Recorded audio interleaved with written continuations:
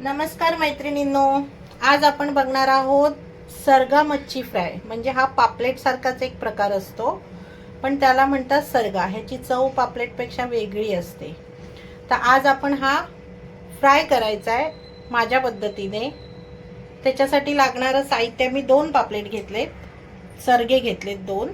त्याच्यासाठी लागणारं साहित्य आहे हे बघा. साहित्य: आलं लसूणची पेस्ट आहे, हळद, हा बाजारातला फिश फ्राय मसाला आहे, हा घरगुती मालवणी मसाला आहे, थोडीशी धणा पावडर, थोडीशी आपला सब्जी मसाला पावडर येते ती, थोडंसं बेसन, रवा, कोकमाचं आगोळ.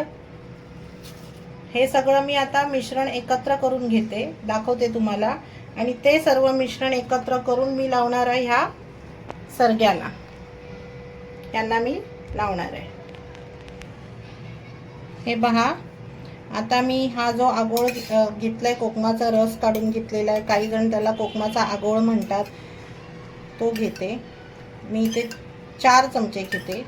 थोडा आंबट असेल, मच्छी थोडी आंबट असेल तर छान लागते.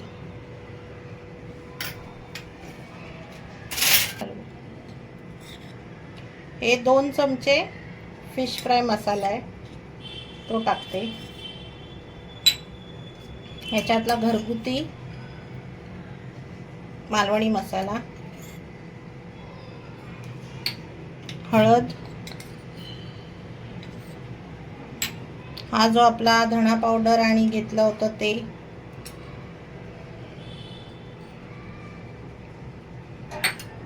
दोन चमचे किंवा 2 चमचे बेसन टाकायचं, एवढे हे मी थोडं टाकते.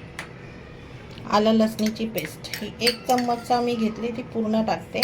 आता हे सगळं मिश्रण एकजीव करून घ्यायचं, एकत्र करून घ्यायचं आहे आणि मग ह्या सरग्यांना आपल्याला लावायचं आहे. याच्यामध्ये मीठ राहिलं होतं मैत्रिणींनो, ते थोडंसं आपल्या तुमच्या चवीप्रमाणे किंवा तुम्हाला जेवढी गरज आहे तेवढं मीठ टाका. टाकलंय. तर हे मी सगळं एकजीव करते आणि ह्या सरग्यांना मी लावून घेते. यांना मी लावून घेते. अशा प्रकारे आपण ह्यांना, हा जो मसाला सगळा तयार केलेला आहे, हा पूर्ण मसाला तो आपण ह्यांना लावून घ्यायचा आहे. व्यवस्थित ह्याच्यामध्ये असं भरून घ्यायचं आहे आणि ह्या सगळ्याला लावून आपण एक 15 मिनिटं मॅरिनेट करायला ठेवून द्यायचा आणि त्याच्यानंतर मग आपण याला फ्राय करायचं तेलामध्ये.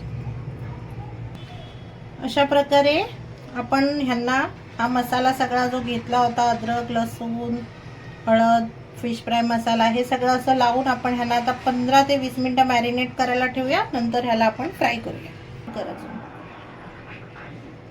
चला, आता 15 मिनिटं आपली झालेली आहेत.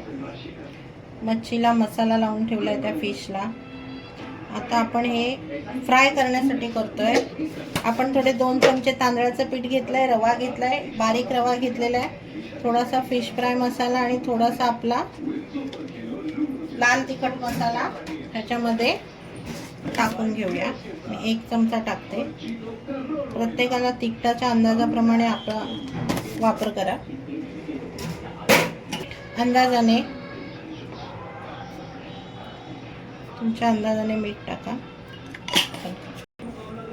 आता हे सगळं मिश्रण आपल्याला एकत्र करून घ्यायचं आहे.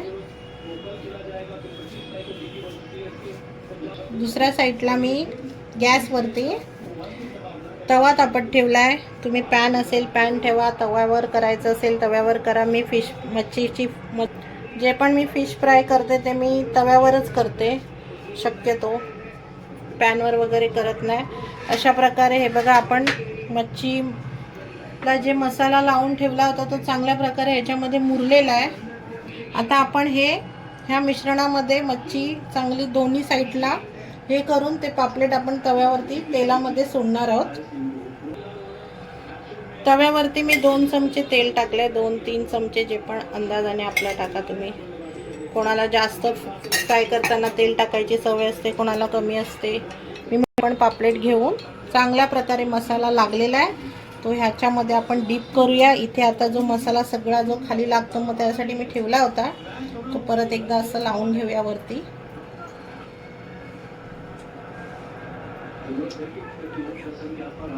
मस्त त्याला रवा चांगला लावून घेऊया. अशा प्रकारे रवा मस्तपैकी लावलेला आहे आणि ह्याला आता आपल्याला तेलामध्ये फ्राय करायला टाकायचं.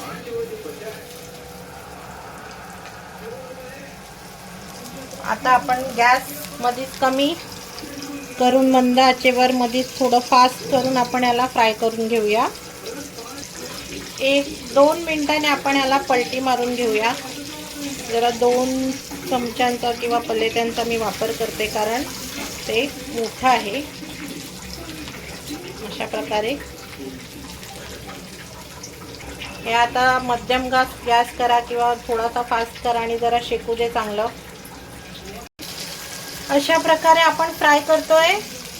सरगा फ्राय पापलेटचाच प्रकार आहे हा. अशा प्रकारे दोन्ही बाजूनी सरगा मस्तपैकी आपला फ्राय झालेला आहे. हा बघा सुंदर फ्राय झालेला आहे.